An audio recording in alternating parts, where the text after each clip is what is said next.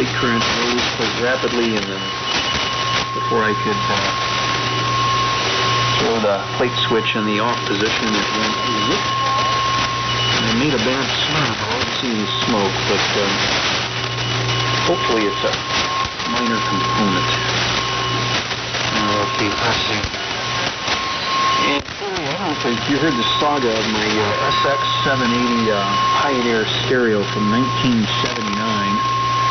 The one my brother bought when he was in college, high school or something. You know, he would have been in college by then. Anyway, I had replaced the Darlington power packs and got it working, and it's marvelous. Especially through the Energy EXL 26 speakers that I've got. It really sounds good. Sounds spectacular on classical music. Really, really usable. Also sounds good playing Bob Seger or whatever from the I guess now classic rock days. W3MMR, WZ8J.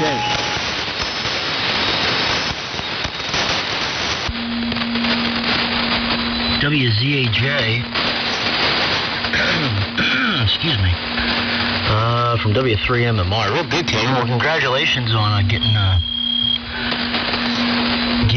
the Pioneer rig back up and working there.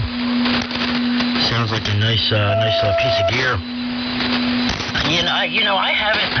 I used to be a little bit into the hi-fi stuff, stereo stuff. My father is, and I had a really nice Onkyo receiver, really nice Onkyo CD player. This is back, when CDs were the thing. And there was a set of really nice Sony floor speakers that my father had gifted me for one of my birthdays. I was young when I got it. Had that for years. That thing sounded fantastic.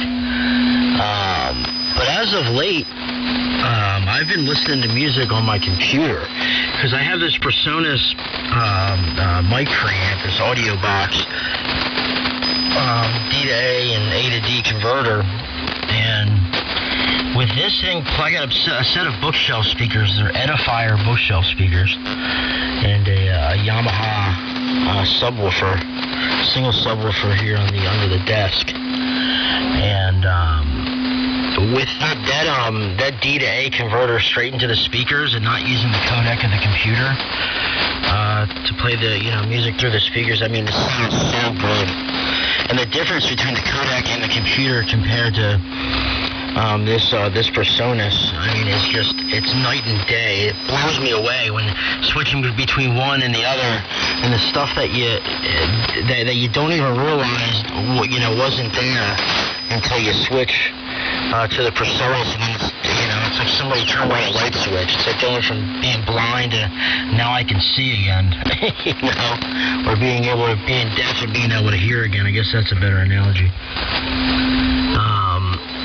But I've been doing a lot of listening on here, and I'll tell you what, and I use the same thing for my receive audio with the Anon, and listening to good sounding AM stations like you, Kevin, and Chris, and Steve QIX and Bob KBW, my father,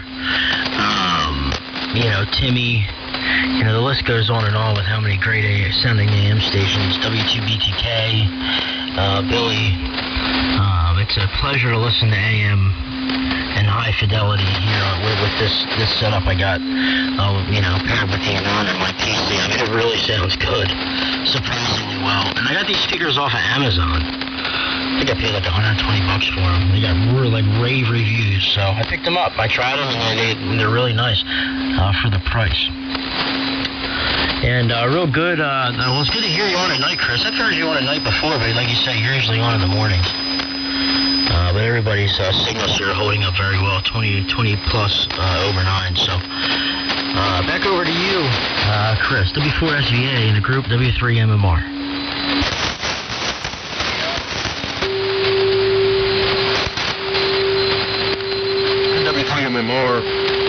And the W4SVA, I think we're probably getting close to my dinner time, so I might have to jump out of here real quick and be back a little bit later.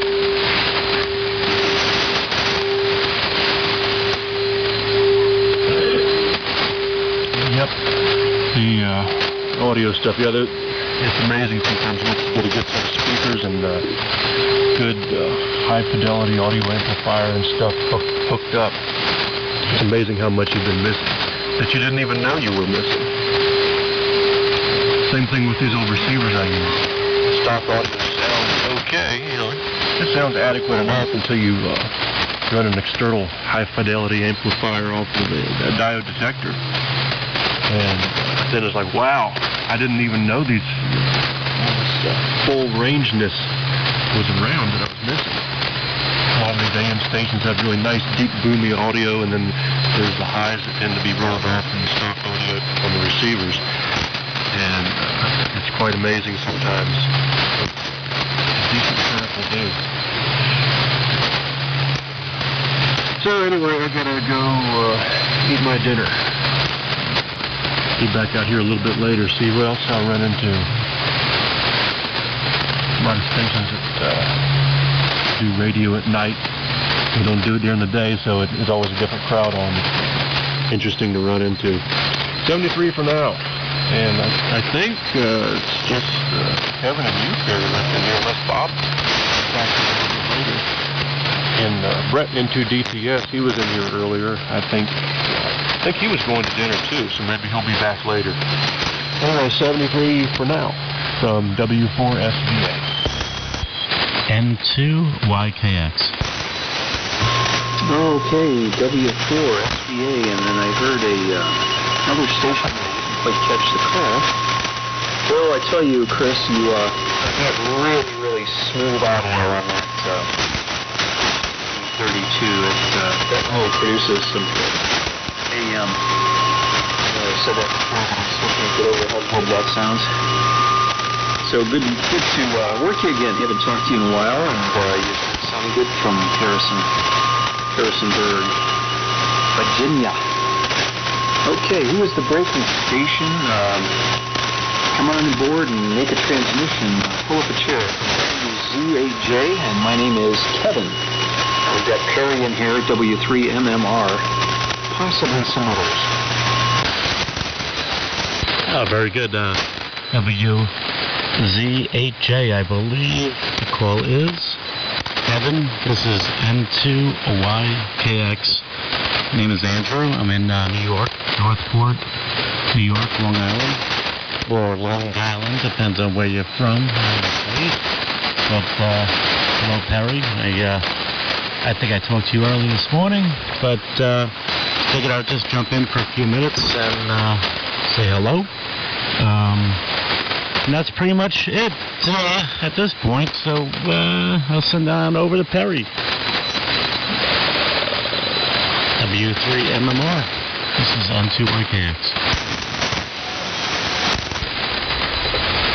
N2YKX. W3MMR. Good evening, Andrew. Sounded great, man. That rig really sounds good. The audio sounds fantastic.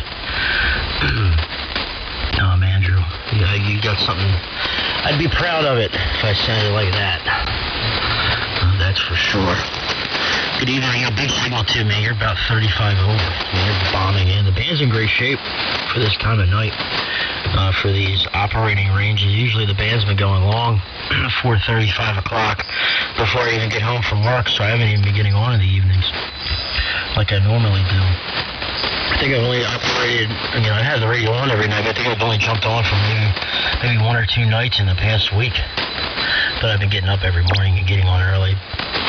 Man, it was not long ago I talked. It was only this morning I talked to you, Andrew. Seems like it was 2 days ago, man. My days are long. Getting up at 4:30, then working 10 hours and getting off at 6. And, long days. Anyway, Kevin, you're still holding up real well. I'm going to take a standby here. I got a new capacitor new vacuum cap for my tuner, my balanced L network tuner that I built. I'm on it right now. It's fine on 75 meters, but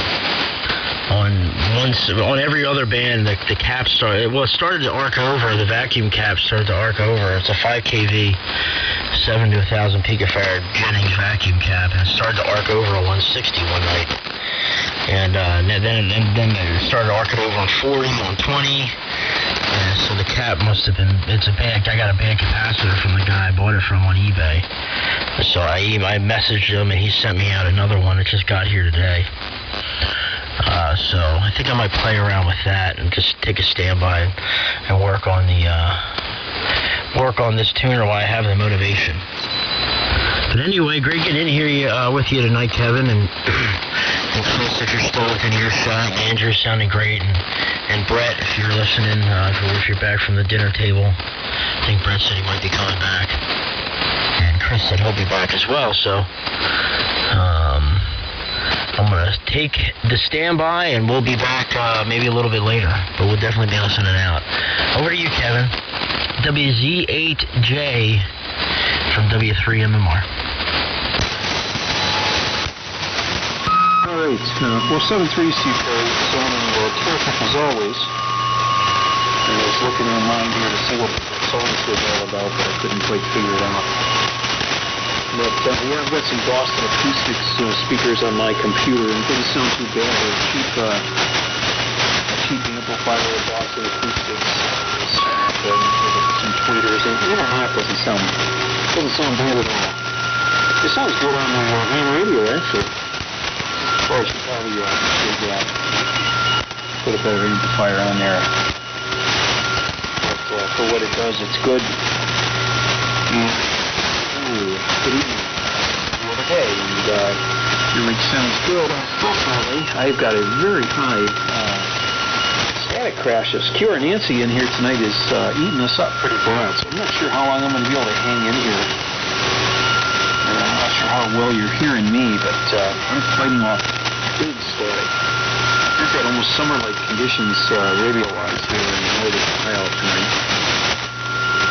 So N2YKX to take it from WZ8J. All right. Excellent. Yeah, I still have you in there. Yeah, it's definitely fading, but still hearing you. Hearing you in there. You're sounding excellent. And Perry, I know you're listening out. Yeah, your audio, by the way, just to read, you're definitely sounding amazing as well. The Anon is, I'm pretty sure you're on the Anon, and you're sounding amazing. So, this the SDRs, they just sound excellent. If you have it dialed in right, sounds excellent. So, I think Chris was it DJR signed. So, and I know Perry was just listening out. So, there you have it. But all right, so Kevin, maybe it's back to you. I'm not sure. I think Chris is not in there, but maybe we'll leave a pause and see if he's still in there. I'm still here, and your signal came up from there, Andrew. You plus sign. So it's just us two now. I wonder what you're running. I don't remember what rig you had. So fill me in on the Andrew. What do you got? W2. I'm sorry. November 2.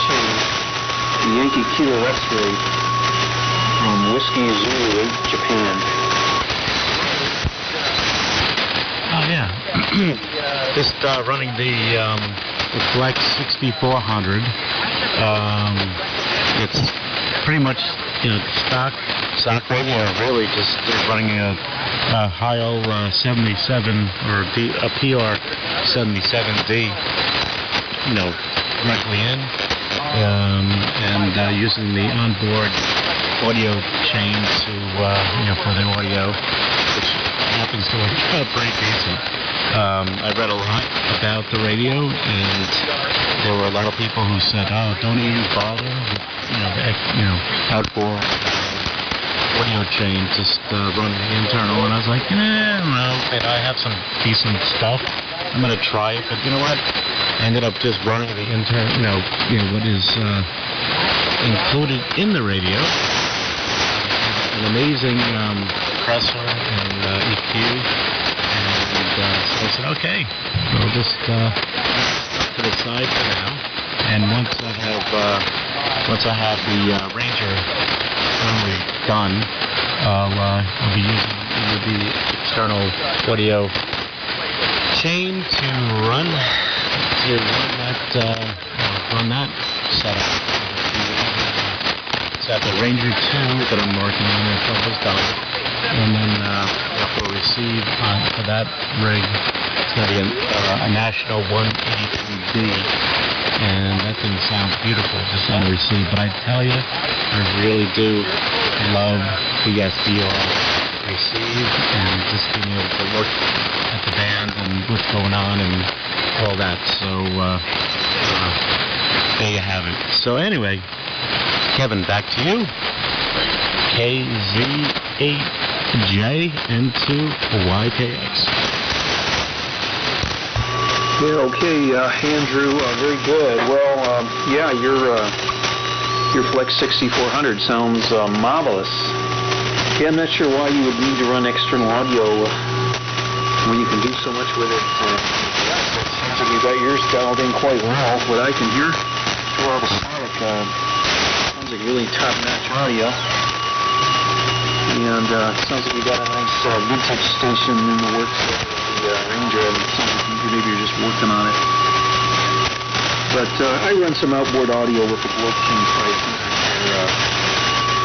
I've got, a Behringer, inexpensive Behringer Voice Pro 2000. It has a compressor, limiter, downward expander, parametric equalizer. And then I'm using a Behringer Feedback Destroyer Pro to kind of limit the band. It's essentially a parametric equalizer with brick wall filtering and some needle that keep the audio under control. And that combination seems to work pretty well. I'm just using a cheap Suzuki brand microphone that's a dynamic mic used for instrument making. And I got that at a drugstore for $10 or something, along with 2 others and a bass drum microphone as well. So that's the audio chain here. And it's not going to be hi-fi, but I think it improves it quite a bit. I'm pleased with it. Trying to keep it punchy, not get too bassy. Hopefully I've accomplished that. I just listen to myself on those web SDRs, and that's the way I try to tune in my audio. I don't do any sophisticated sweeps stuff like that. I just listen to it and get it to where I think it sounds good, and then I leave it there. So that's what we got. Now I'll run that through the Valiant too, and it helps the Valiant out a bit. Back to you. Let's see how we're holding up. N2YKX from WZ8J.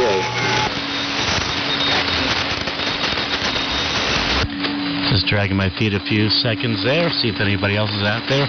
Anyway, well, I'll tell you, Kevin, you sounded excellent. The Dwarf King 500 is doing its job.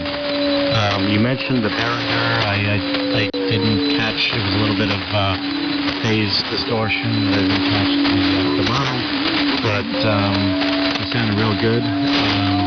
Yeah, and okay on the microphone. I have one that I use for the studio. I have music studio. I have one that I use for it's extremely flat, but I don't use it. I have one, but I haven't used it.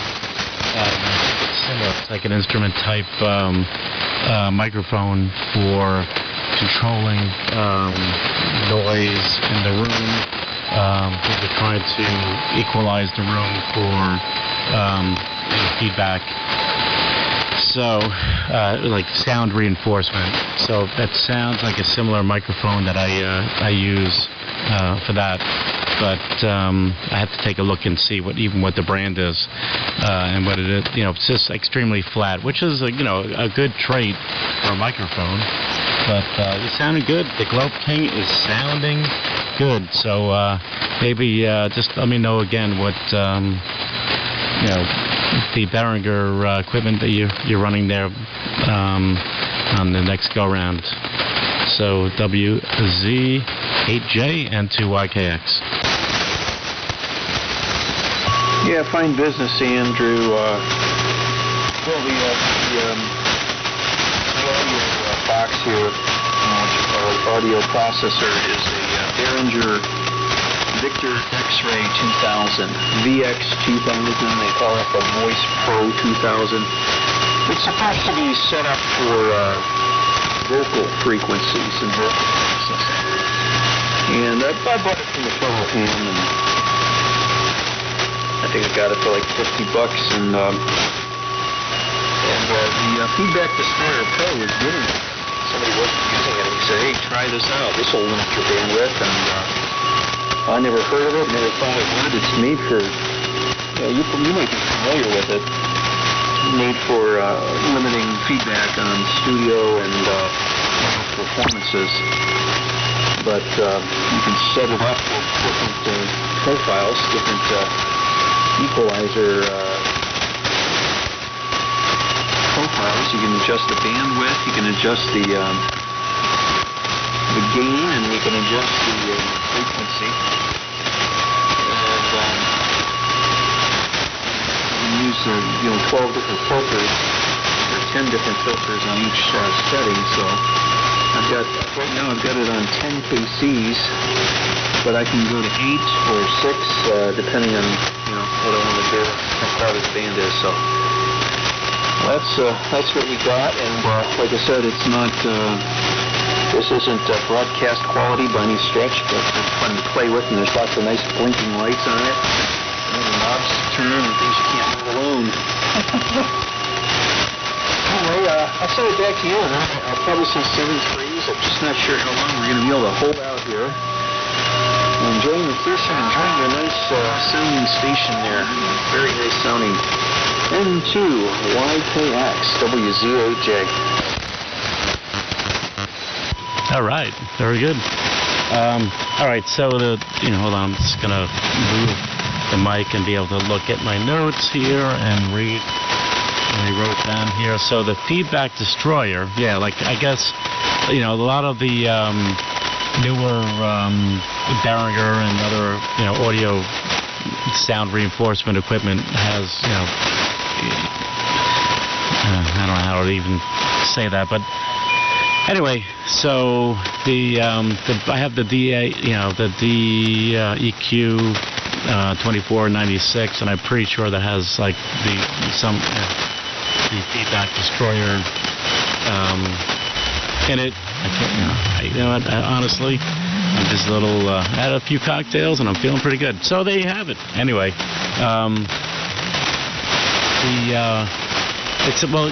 the Globe King has sounded great. So I have to say that, and I've heard other the VX 2000, other people with those, and you can tell audio pretty good and sound pretty nice. So it sounded good tonight. I can say that. So it was good. I know we spoke before, so it was good talking to you, and I know you have to take a 73 break, so I will talk to you soon. Anyway, so WZ8J N2YKX.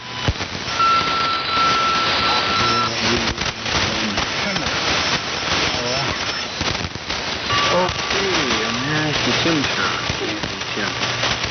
All right, Andrew. I really had to run into you. When the wind conditions improve, I'll not run into you a second time. If it wasn't for the damn static crashes, I would be hearing you great. But they were like gangbusters. And otherwise, you're sounding good. And I'd like to learn more about your home studio that you've got there. Maybe you're a musician or something. Anyway, what is it, Tim? What is it saying tonight? Is it a wire array or is it a 160 blanket? Yeah, we're busting in here. Go ahead.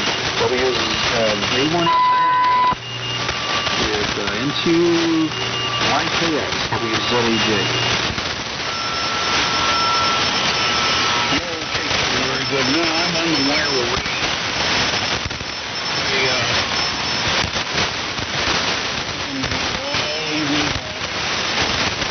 I've been working on this back OPS that I turned into a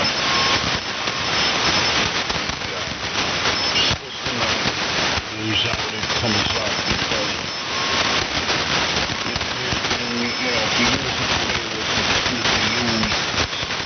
getting up the transformer, it's a fairly resonant transformer. It consumes energy, makes noise, and generates. So, with a look at a powering thing up, goes out. About 10 seconds later, it's off the battery and in it. So I